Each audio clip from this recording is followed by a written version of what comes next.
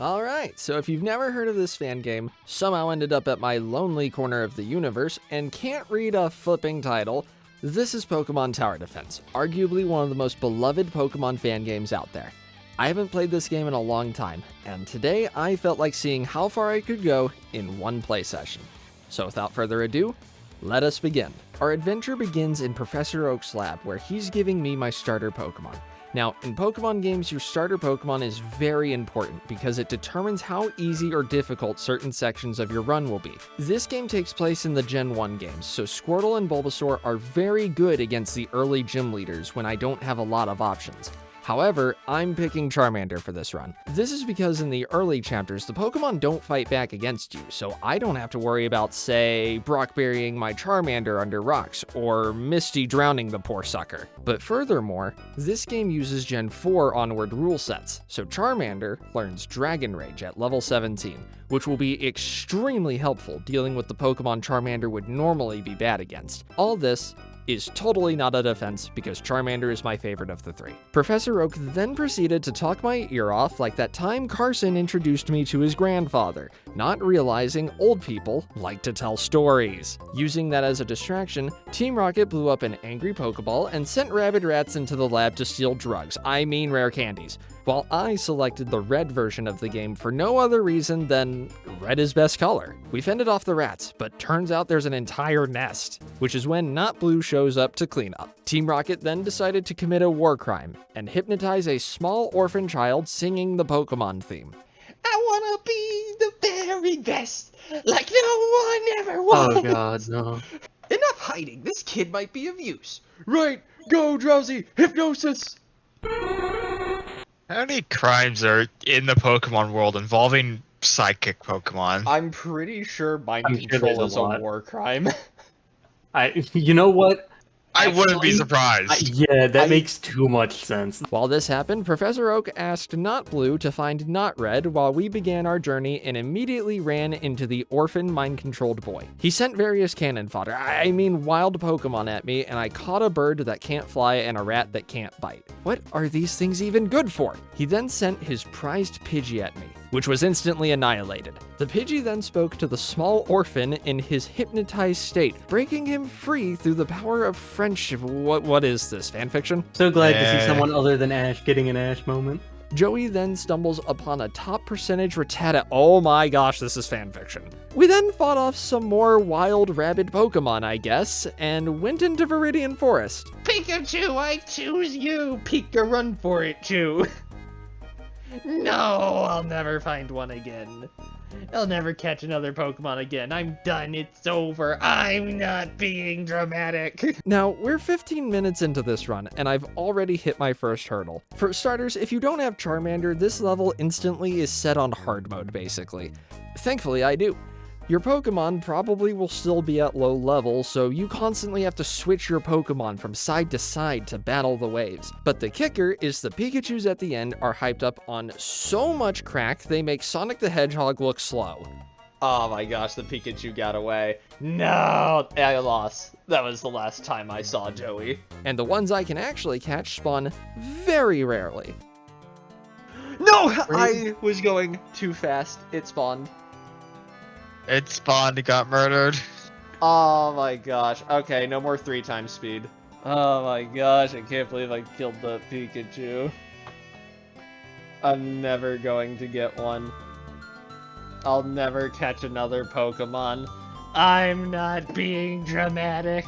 This really hurt my morale. But since I arguably need one for Misty later, I have to try and catch one. Man, I knew I was gonna get stuck, but I didn't think Viridian Forest would be the place. Mother trucker! He did it again. He killed him! There it is. Pikachu!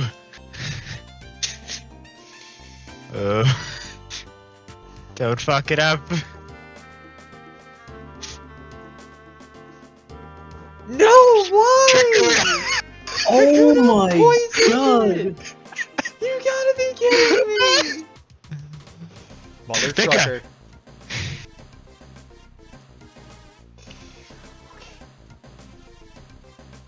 Oh my gosh, it would be devastating if it got away with the rare candy. No. Oh, Good save. These guys. Okay. We've only spent 35 minutes on Viridian Forest, but we can finally move on to Pewter City Gym. But not before learning Brock is a member of Team Rocket and a Mewtwo helps teleport us in. Believe it or not, this is not the craziest thing I will say today. Now, this gym is usually very hard with Charmander in the normal games. However, Butterfree with Confusion in Pokemon Tower Defense is more than enough to beat Brock, even when he uses Rock Tomb to clear the field of my Pokemon. And first try. Brock hands me a gym badge and then turns on Team Rocket, using his Onix's Rock Throw to throw his Geodude at Team Rocket. Up next is Route 3, which thankfully is just a training level for catching and leveling up Pokemon. Then we have Viridian Forest 2, which is another training level. Am I supposed to be Goku? What's with all the training all of a sudden? Well, at least we get to watch Joey get tased by a Pikachu. After speeding through the level and Joey catches his Pikachu, we then made our way to Mount Moon, where Brock is being attacked by wild Pokemon and needs our help defending his Geodude. Joey's Pikachu then pulled in Ash's Pikachu and shocked everyone indiscriminately. They look a little crispy and angry. You should probably start running. Right. Well, where's Pikachu? He already left.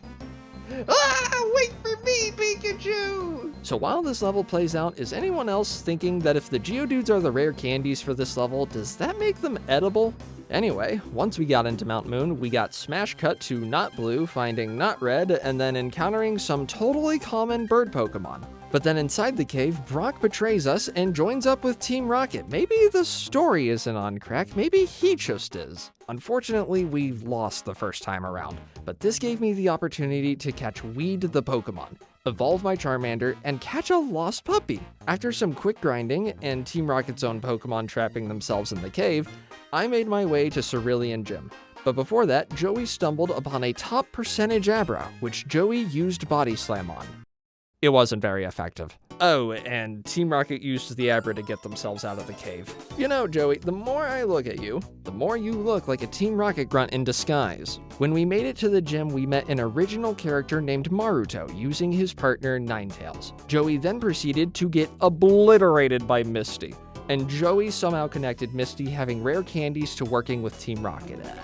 I don't know how I ended up in this situation. I just wanted a gym badge, but I guess we're fighting Team Rocket now. Okay, then. Ultimately, I stood no chance, so it was time to grind. And I hope you like hearing me say that, because you're gonna keep hearing it. And while I was grinding, I had the problem with an Abra on this level that I had with the Pikachu previously. No way, it got through! After catching the Abra and returning with a depressed Weed, we managed to fend off the hordes, which is when Misty revealed she is Jesus Christ! Oh wait, that's actually way more reasonable. And then Not Red showed up to have a word with his wife.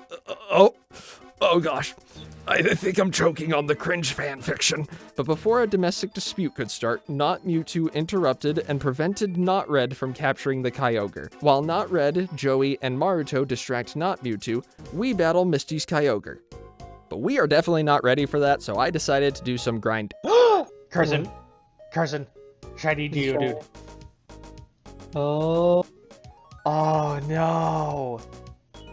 I think I'm going to kill it. Have you considered not? Oh boy. It might have already happened. It did! No! Well, after that, my mood is officially matching Gloom's. We're just gonna skip to me leaf stoning the Gloom to make the mood better. Oh my gosh, yeah, this thing's dead.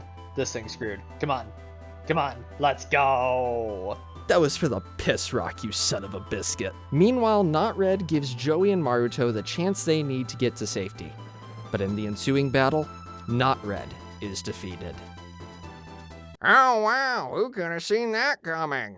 Back at the gym, we discover that the massive screw-off whale can talk and wants us to take a cruise ship to Cinnabar Island. Maybe I'm the one on crack. Maybe I'm just flipping losing it today. So we put it in a Pokeball and make our way up to Nugget Bridge. Maruto continues to throw out very subtle references, and we enter the first level where we take the rare candies instead, which after some grinding and some poorly thought out strategies, we manage to make our way to a talking Kabuto. So it turns out Bill is tired of people just walking into his house, asking about the storage system, and leaving with tickets to board the SS Anne. So he donned the legendary Kabuto suit to scare people off. So we did the only reasonable thing we could think of doing. And definitely did not ask for some tickets for the SS Anne. Man, that Bill guy was such a jerk though. I mean, come on, they're just some tickets. It's not like he needs 1,000 of them. Why does he get so uppity over them? And we're already through Route 5. Man, complaining really does just make everything work out. So we made our way to Vermilion City, and Joey and Maruto instantly got into a scuffle in front of some Team Rocket goons. They then decided to stroke their egos in front of the goons, so they brought out their friends. Now, I can't stress this enough, these two are flipping useless. At best, they slow the Pokemon down enough for me to switch Pokemon, but all their ego stroking from before amounts to slowing Pokemon down and putting the enemy and myself to sleep. Thankfully, this level isn't as hard as I remember it being as a kid.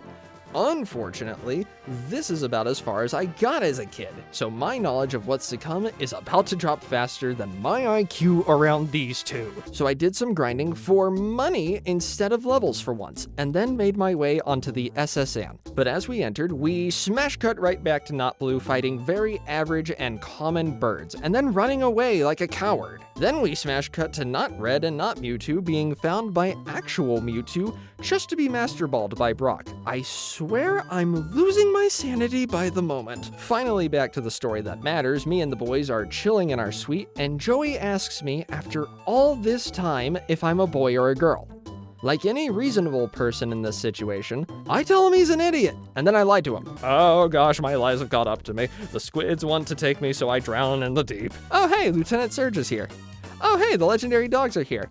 Oh hey, Not Mewtwo is here. Oh, Not Mewtwo is here.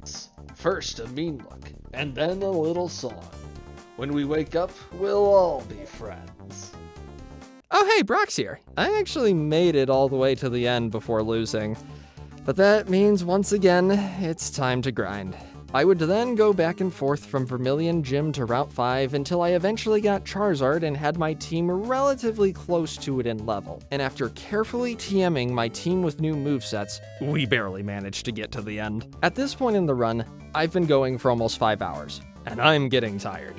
Almost every level has demanded new strategies from me, and the game is about to get way harder from here. This is because many of my Pokemon are becoming fully evolved, which is typically a good thing, but in reality, it just means that if I get stuck, I can't rely on an evolution to get me the power boost I need. From here on, I either need a better strategy or I need to grind a lot more. But before that, where were we in the story again? Oh, right, so Surge and Raikou break free from the mind control, and Raikou thanks everybody by giving Surge's gym a new sunroof. Up next is Diglett's Cave, where Team Rocket is retreating to, because they're cowards. And this time, there's no candy here, is what I wish I could tell you. But actually, Team Rocket is transporting the candy through the cave, so we need to stop the Pokemon early and prevent them from getting it through. But we handled it easily because the only thing cowards are good at is running away. But they needed to run through us to get out. It was practically over before it started. Oh hey, I found Cut. Since Team Rocket seems to like caves so much and I can't find Joey or Maruto, I decided to go to Rock Tunnel in search of both. But it's so dark in here, I can't see anything. Oh hey, a giant Onix. Oh no, Professor Oak, I can't see in the cave and there's a mean Pokemon keeping me away. Oh, just use this flash TM. It'll give you the light you need and burn the eyes of that Onix so it can't bother you anymore. Oh sweet, thanks Oak. So I made my way back, went to the right, and was instantly defeated by a trainer. Then I went to the left and wound up at a dead end. Oh no. So this is my first real test of strategy where I can't just power level my way through. After trying and failing with various strategies, I decided to level up my Pidgeotto and then evolved it into a Pidgeot and taught it Whirlwind. This way the Gyarados' Protect will wear off by the time it comes back around. This combined with Raichu's Feint and Thunderbolt was able to take it out, and as I continued through, I heard many rumors of a man with shiny Voltorbs and the giant Onix, which has apparently taken someone hostage. Ultimately, I was able to find my way to the other end of the cave, but I went back to see if I could find the Voltorb man or the giant Onix again, but to no avail. So between wanting to find these secrets but failing, wanting to figure out how to trade and get an Alakazam, and knowing full well that I will probably need to grind more for Pokemon Tower, and then even more for Celadon Gym, I decided after 6 hours that this was a good place to call it a day. Thank you for watching this video. If you enjoyed, please like, comment, subscribe, and share this with a friend. Maybe we'll see each other again on the next adventure.